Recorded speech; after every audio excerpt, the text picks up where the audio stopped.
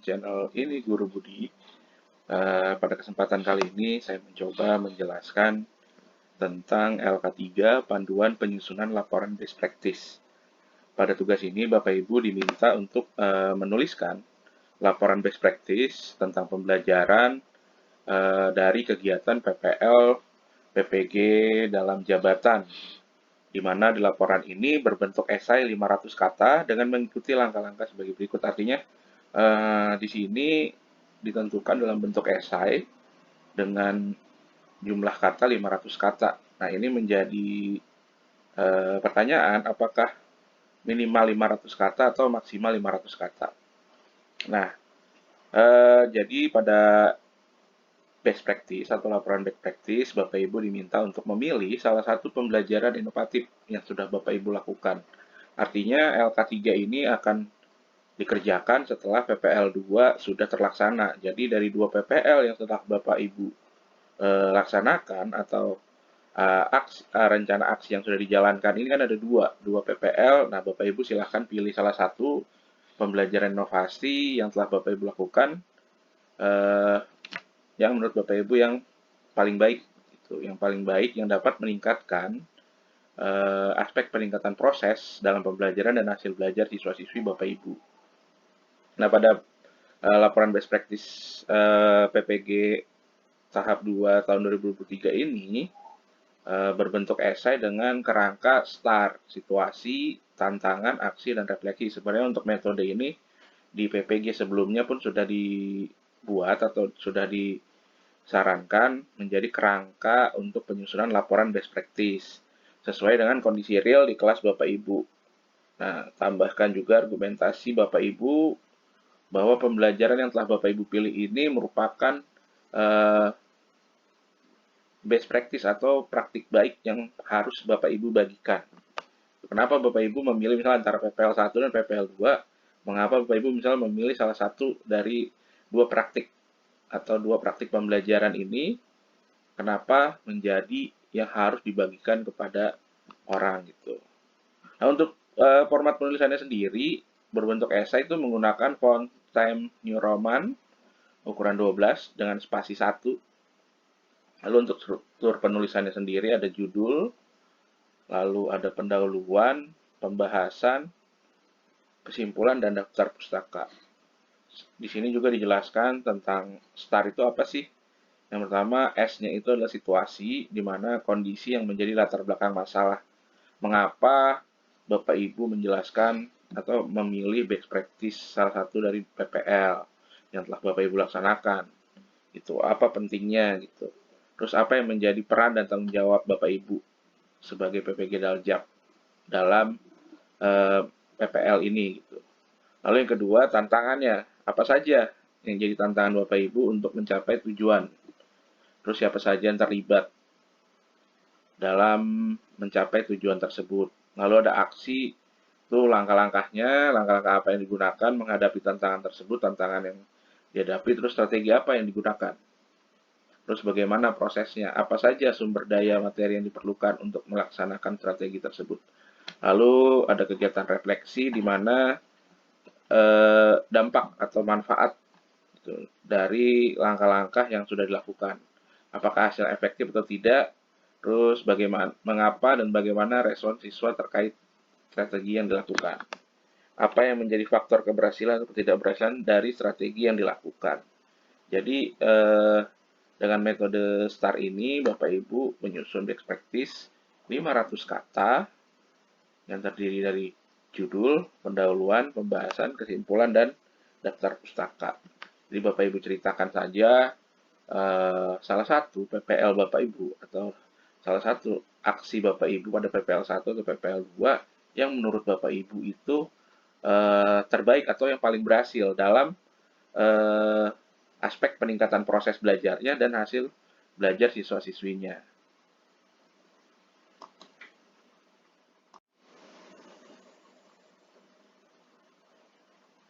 Nah, bila dibandingkan pada PPG tahun 2022, ketika itu saya membuat best practice. Di sini saya membuat halaman cover ya. Nah, ini sama menggunakan metode STAR. situasi, tantangan, aksi, refleksi, hasil, dan dampak. Terkait pengalaman mengatasi permasalahan siswa dalam pembelajaran. Pada saat itu LK3.1 berbentuk formatnya seperti ini. Ada lokasinya, lingkup pendidikannya, tujuan yang ingin dicapai, lalu nama penulis kita, terus tanggal pelaksanaannya. Di mana di sini ada situasi. Yang pertama S ya, situasi kondisi yang menjadi latar belakang masalah. Mengapa praktik ini penting untuk dibagikan? Apa yang menjadi peran dan tanggung jawab Anda dalam praktik ini? Nah, di sini kita buat latar belakang masalahnya, kita jelaskan pembelajaran adalah proses interaksi bla bla bla bla. Nah, sampai kepada kenapa praktik ini harus dibagikan. Terus di sini saya juga melampirkan apa menjadi kendala atau kesulitan dalam permasalahan. Nah, di sini guru kurang dapat menggunakan media dan model dan berbagai permasalahannya. Lalu kita juga di sini tuliskan alasan praktik ini penting untuk dibagikan. Kenapa? Sebagai pengalaman dan perbaikan dalam kegiatan pembelajaran yang dilaksanakan di kelas. Selain itu, bisa menjadi masukan untuk rekan guru yang mengalami masalah yang sama dan untuk meningkatkan hasil belajar siswa menjadi lebih baik. Nah, peran dan tanggung jawab praktik ini. Nah, di sini kita memiliki peran dan tanggung jawab sepenuhnya pada pembelajaran ini. Guru kita berusaha menjalankan pembelajaran ini sebaik mungkin dan efektif dengan memilih model pembelajaran, media pembelajaran, alat peraga, serta pendekatan yang tepat dengan harapan siswa memahami dan dapat menyelesaikan kesulitan belajar siswa tentang penjumlahan dan pengurangan bilangan bulat. Lalu T dari metode STAR adalah tantangan. Apa saja yang menjadi tantangan untuk mencapai tujuan tersebut? Siapa saja yang terlibat? Di sini kita tuliskan tantangan-tantangannya setelah kita melakukan refleksi diri, wawancara dengan guru, kepala sekolah, pakar, ya, atau bahkan dengan orang tua. Itu ada beberapa tantangan. Di sini ada 5 poin tantangannya. Nah, tantangan ini yang harus melewati dengan berbagai cara, seperti menerapkan media yang sesuai dengan gaya belajar siswa dan model pembelajaran lainnya yang mendukung. Sementara untuk pihak yang terlibat dalam pembelajaran, di sini dijelaskan beberapa pihak terlibat dalam mendukung pelajaran ini, dimulai dari kepala sekolah, rekan sejawat, siswa, serta orang tua siswa.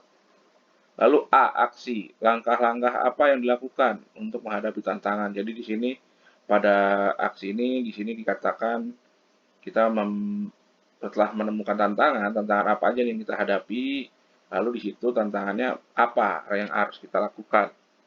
Di sini contohnya tantangannya berkaitan dengan pembelajaran matematika yang terkesan menakutkan bagi siswa dapat dengan memberikan penjelasan manfaat dari pembelajaran yang akan mereka pelajari dan guru membuat suasana pembelajaran menjadi menyenangkan dengan menambahkan beberapa kegiatan seperti bernyanyi, kuis dalam bentuk game, atau alat peraga yang membuat kesan menakutkan hilang. Di sini kita jelaskan tantangannya dan aksi apa yang kita lakukan ketika PPL untuk mengatasi tantangan-tantangan tersebut. Ini ada beberapa tantangan dan aksinya. Lalu ada refleksi, hasil dan dampak. Dampak dari aksi apa nih? Dari aksi kita apa nih dampaknya? Ya, pemilihan model pembelajaran dan pemanfaatan media pembelajaran yang menggunakan TPEC. Waktu itu saya menggunakan media pembelajaran TPEC membuat siswa lebih bersemangat dan tidak cepat bosan. Nah, sini kita jelaskan dampak apa dari aksi kita yang sudah kita laksanakan. Dan bagaimana respon siswa terhadap kegiatan pembelajaran. Respon siswanya seperti apa setelah kita menerapkan pembelajaran inovasi di kelas. Lalu, apa yang menjadi faktor keberhasilan atau tidak keberhasilan dari strategi yang sudah Bapak Ibu laksanakan. Ya, di sini kita jelaskan peran guru dalam memilih model, media pendekatan sangat penting dalam keberhasilan strategi. Nah, di sini peran kita sebagai guru sangat penting untuk mencapai keberhasilan yang ingin dicapai, ya, seperti keberhasilan dalam meningkatkan proses pembelajaran dan hasil belajar siswa-siswi kita. Nah, mungkin di sini masih kurang detail, nanti Bapak Ibu bisa jelaskan apa saja sih faktor keberhasilannya yang Bapak Ibu anggap berhasil atau memang tidak berhasil. Jadi tidak selalu hal yang berhasil yang kita sampaikan, ketidakberhasilan pun bisa menjadi refleksi buat kita agar kedepannya pembelajaran itu bisa terjadi perbaikan dan menjadi lebih baik. Lalu pembelajaran yang dapat diambil dari keseluruhan proses tersebut, di sini kita jelaskan hasil yang kita dapat di sini. Di sini saya menjelaskan pada kegiatan yang dihasilkan dapat ketahui bahwa hasil belajar siswa sudah mengalami perbaikan. Nah, ini di sini dengan data-data, lalu ada berdasarkan lembar observasi Bapak Ibu ketika melaksanakan PPL. Di sini juga saya lampirkan data, baik penilaian sikap. Nah, nanti Bapak Ibu mungkin bisa melampirkan juga data-data dari hasil belajar atau hasil proses penilaian proses dalam pembelajaran. Namun Bapak Ibu diingat ini adalah format pada tahun 2022 di PPG sebelumnya. Di PPG kali ini di tahap 2 tahun 2023 best practice-nya ALK3 itu berbentuk esai. Nah, baik kita akan coba dari format yang sudah saya buat ini, saya mencoba membuat best practice sesuai tuntutan sesuai tagihan LK3 PPG tahap 2 tahun 2023 ini. Mari kita lihat, mudah-mudahan ini bisa menjadi sedikit, walaupun ya mudah-mudahan bisa menjadi referensi Bapak Ibu dalam menyusun laporan best practice pada PPG tahap 2 tahun 2023 ini. Ya, kali ini saya mencoba eh, membuat best practice sesuai dengan format yang diinginkan oleh tagihan pada LK3, laporan membuat best practice berdasarkan aksi yang sudah Bapak Ibu laksanakan pada PPL 1 dan 2. Di sini ada halaman judul. Di sini saya membuat halaman judul seperti ini, tapi ini tidak menjadi patokan ya Bapak Ibu. Nanti setiap LPTK memiliki format sendiri, memiliki aturan sendiri, jadi Bapak Ibu ikuti sesuai aturan dan format LPTK yang menjadi tempat Bapak Ibu belajar pada PPG kali ini. Di sini kalau saya membuat di sini judul dari eh, yang akan kita bagikan praktik baiknya. Di sini saya peningkatan hasil belajar siswa, materi penjumlahan dan pengurangan bulat kelas 6 SDN apa, dengan model problem based learning. Di sini bisa dilampirkan logo LPTK atau logo sekolah Bapak Ibu, lalu nama penyusun, NIM atau nomor peserta PPG. Nah, di sini pendidikan proporsi guru dalam jabatan kategori 1, universitas apa, tahun berapa. Ini untuk halaman judul saya kira-kira membuat seperti ini. Lalu di pertama ada pendahuluan. Yang mesti kita ingat tadi kita diminta untuk membuat esai sebanyak 500 kata. Nah, memang tidak jelas antara 500 kata ini antara minimal 500 kata atau maksimal 500 kata. Tapi kita coba saja. Di sini saya mencoba untuk pendahuluan.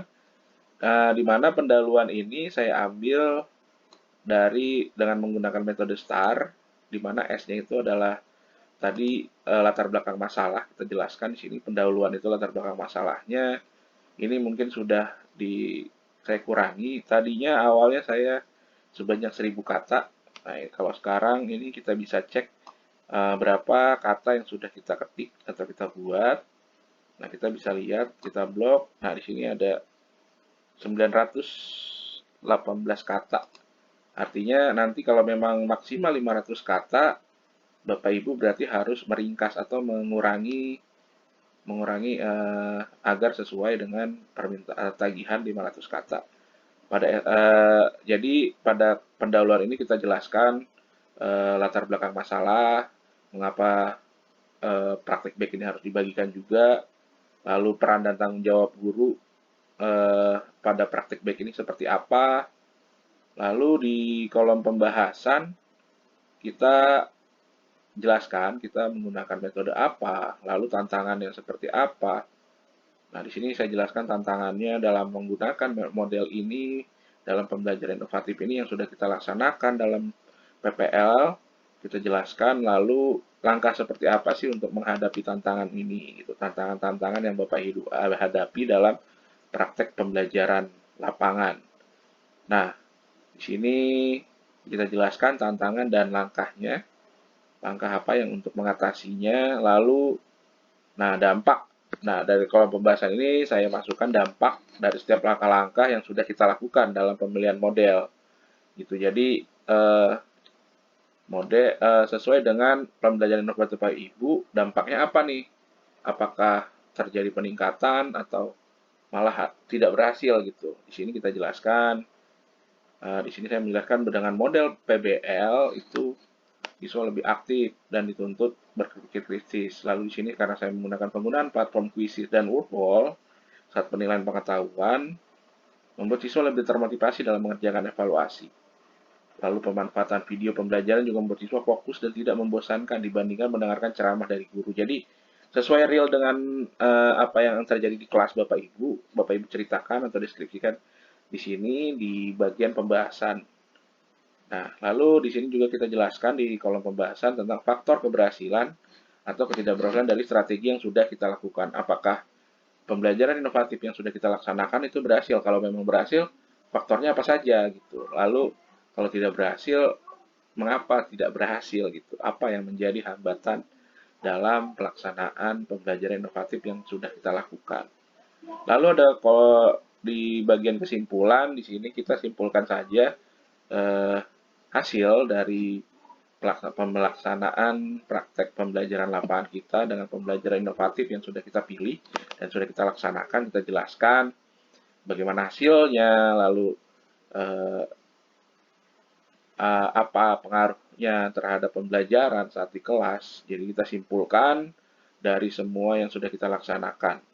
Nah, jangan lupa kita juga melampirkan daftar pustaka referensi Bapak Ibu untuk menyusun best practice ini atau menjadi referensi Bapak Ibu saat melaksanakan PPL, penyusunan dari LK1 sampai penyusunan best practice ini. Jadi sebagai penguat, kita jangan lupa untuk menuliskan daftar pustaka. Dan tidak lupa juga dalam pengetikan diharapkan sesuai dengan acuan, di situ Times New Roman dengan spasi 1 ya Bapak Ibu. Jadi mungkin penjelasan saya masih kurang sempurna, masih sangat kurang, tetapi mudah-mudahan ini dapat membantu Bapak Ibu dalam menyusun laporan best practice pada PPG tahap 2 tahun 2023 ini. Mungkin itu saja yang bisa saya sampaikan. Semoga apa yang saya sampaikan dapat bermanfaat dan membantu Bapak Ibu. Mungkin itu penjelasan saya tentang penyusunan laporan best practice dengan menggunakan metode STAR. Masih banyak pengurangan dari penjelasan saya, namun semoga apa yang sudah saya jelaskan dapat menjadi referensi dan membantu Bapak Ibu dalam penyusunan best practice yang akan Bapak Ibu buat. Semoga apa yang saya jelaskan dapat bermanfaat untuk Bapak Ibu dan saya doakan semoga Bapak Ibu lancar dalam melaksanakan PPG dalam jabatan tahun 2023 ini di tahap 2 dan semoga dapat meraih kelulusan dan meraih sertifikat pendidiknya. Terima kasih dari saya, sampai jumpa pada video-video berikutnya di channel ini Guru Budi Islam.